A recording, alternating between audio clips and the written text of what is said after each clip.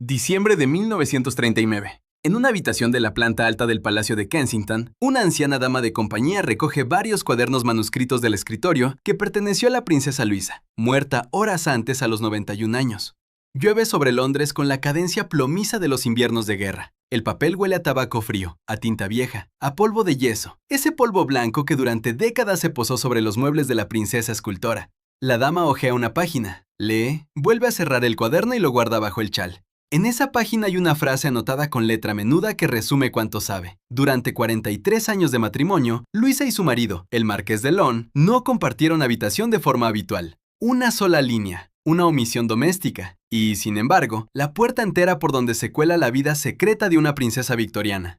Luisa Carolina Alberta había nacido el 18 de marzo de 1848 en el Palacio de Buckingham, cuarta hija de la reina Victoria y del príncipe Alberto. Desde la infancia se la consideró la diferente entre las hijas, rebelde donde sus hermanas eran dóciles, sarcástica donde se esperaba devoción, artística en un siglo que toleraba a las mujeres dibujantes, pero desconfiaba de las mujeres con cincel. Los tutores anotaban su impaciencia, la madre, su lengua afilada. La muerte del príncipe Alberto en 1861 transformó la corte en un convento. Victoria, enlutada, convirtió a sus hijas en secretarias forzosas, lectoras, copistas, paño de lágrimas. Luisa, a los 13 años, comprendió pronto que no aceptaría ese destino. Hacia finales de los años 60 logró lo casi inaudito, matricularse en clases del National Gallery School of Art y estudiar escultura en los talleres de South Kensington. Una princesa modelando arcilla junto a estudiantes burgueses. La reina lo permitió a regañadientes. Uno de sus profesores era un escultor austrohúngaro de creciente prestigio, un tal Joseph Edgar Boehm, cuyo nombre conviene retener.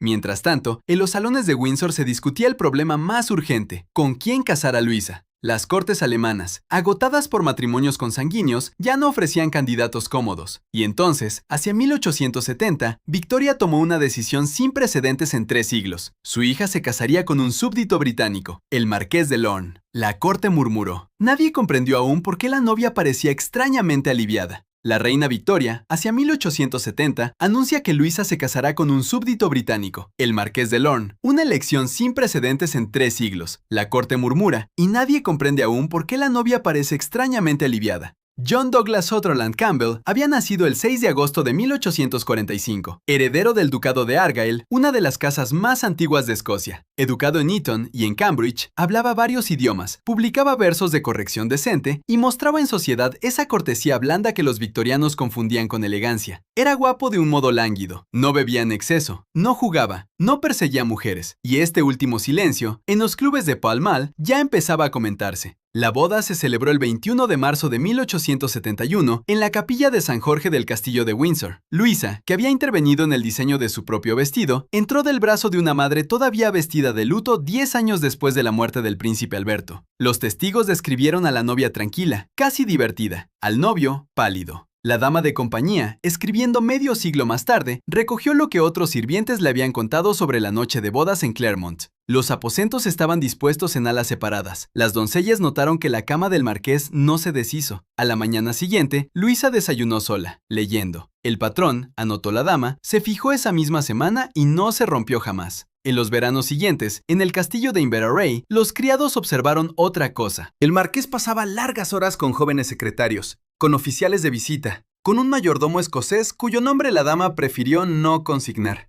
Hacia 1875, en los clubes londinenses, los rumores ya tenían forma. No existía aún la Ley de Enmienda del Derecho Penal de 1885, pero el escándalo social era ruinoso por sí solo. Un hombre señalado perdía amistades, cargos, herencias enteras. Lorne lo sabía, Luisa también. En 1878, la corona nombró a Lorne gobernador general de Canadá. La pareja se trasladó a Rideau Hall, en Ottawa, y allí, en aquel exilio dorado al otro lado del Atlántico, la distancia entre marido y mujer se hizo geográfica, además de íntima. Luisa esquiaba, pintaba paisajes helados, se escapaba semanas enteras a recorrer las provincias. En febrero de 1880, sufrió un grave accidente de trineo en Ottawa. El vehículo volcó. La princesa fue arrastrada y resultó herida en la cabeza y un oído. Regresó a Inglaterra para una convalecencia que se prolongaría años. Lorne permaneció en Canadá hasta 1883. La corte racionalizó la separación como cuestión de salud. La dama de compañía registró otra lectura. De vuelta en Londres a comienzos de los años 1880, Luisa retomó sus clases de escultura en South Kensington y reapareció en su vida cotidiana, ya no como profesor, sino como confidente diario, el nombre que se sembró al principio, Joseph Edgar Boehm. De vuelta en Londres a comienzos de los años 1880, Luisa retoma sus clases de escultura en South Kensington y reaparece en su vida cotidiana, ya no como profesor, sino como confidente diario, el nombre que se sembró al principio, Joseph Edgar Boehm.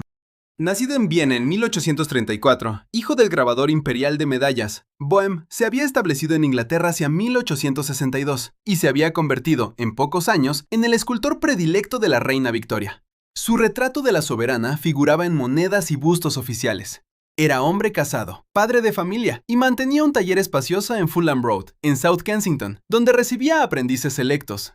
Entre ellos, desde finales de los años 1860, la cuarta hija de la reina. La dama de compañía, escribiendo medio siglo después, describe las visitas casi diarias de Luisa al taller durante la década de 1880. Llegaba en coche cerrado, sin acompañamiento formal, vestida con ropa de trabajo bajo el abrigo. Hubo cartas, según anota, abundantes y sin ambigüedad, cartas que la propia princesa quemaría más tarde en la chimenea de Kensington. Sobrevivieron, en cambio, varios modelos de yeso firmados por ambas manos, atribuidos hoy con cautela a colaboración técnica. El episodio que sostiene el cuaderno entero ocurrió el 12 de diciembre de 1890. Esa tarde, Joseph Edgar Boehm murió súbitamente en su estudio. La versión oficial, transmitida a la prensa, hablaba de la rotura de una arteria mientras movía una estatua pesada. La dama de compañía afirma otra cosa, que Luisa estaba presente en el taller cuando ocurrió, que fue ella quien dio la alarma y que la Casa Real intervino con celeridad para reordenar los hechos. Sir Arthur Bigge y el ya veterano Henry Ponsonby gestionaron la discreción. Los periódicos del día siguiente publicaron una versión sanitizada, sin mencionar visitantes. Sería injusto leer el matrimonio de Luisa y Lorne como una farsa de odio. Las cartas que sí sobrevivieran, conservadas en el archivo Argyle, muestran un afecto fraternal genuino, bromas compartidas, preocupación mutua por la salud del otro. Era un pacto silencioso. Ambos guardaban un secreto que protegía al otro. Ella, su vida artística y emocional al margen. Él, una orientación que tras 1885 podía costarle la cárcel. Se cuidaban con la lealtad de quienes saben demasiado.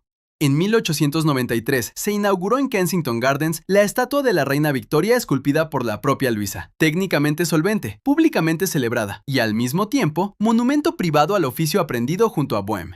En 1900, tras la muerte de su padre, Lorne heredó el ducado de Argyle. La pareja continuó con apariciones públicas conjuntas y residencias separadas. Hacia 1910, la salud mental del duque se deterioró visiblemente. Perdía el hilo de las conversaciones y de los años. Murió el 2 de mayo de 1914, sin que el secreto compartido se hubiera pronunciado nunca en voz alta. Luisa, viuda a los 66 años, regresó a Kensington con sus cuadernos, sus modelos de yeso y una dama de compañía que tomaba notas. Lorne ha muerto, sin que el secreto compartido se haya pronunciado nunca en voz alta. Luisa, viuda a los 66 años, regresa a Kensington con sus cuadernos, sus modelos de yeso y una dama de compañía que toma notas. Allí pasará los siguientes 25 años.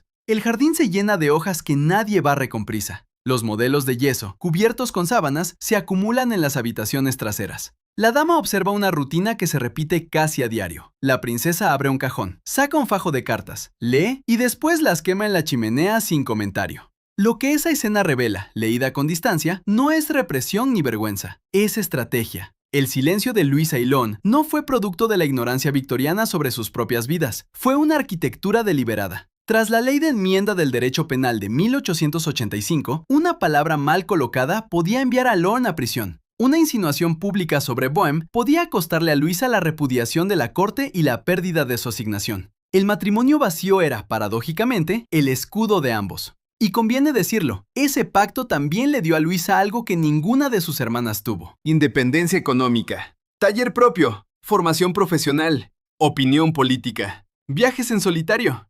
La princesa escultora existió porque el matrimonio que la cubría no le exigía nada. La libertad victoriana de una mujer, cuando llegaba casi siempre por la puerta de atrás. Si este relato ha sido útil, suscribirse al canal no cuesta nada. Y hay más historias como esta en cola. La campana de notificaciones es la forma de verlas cuando se publican. Volvemos entonces al gesto del principio. Diciembre de 1939. La lluvia londinense, el escritorio del Palacio de Kensington, los cuadernos en las manos de la dama de compañía. Decide no publicarlos en vida. pasarán a manos privadas y solo fragmentos emergerán décadas después en biografías discretas como la de Lady Frances Balfour y en investigaciones del archivo Argyle. Frente a la ventana del cuarto donde Luisa murió, se ve, todavía hoy, la estatua de la reina Victoria que ella misma esculpió en 1893, el monumento público a la madre que nunca conoció el secreto, levantado por la hija que lo guardó hasta el último día. Una princesa que pasó a la historia como artista excéntrica fue en realidad la cómplice silenciosa de su marido durante 43 años. La pregunta que queda no es qué ocultó Luisa, sino cuánto le costó protegerlo.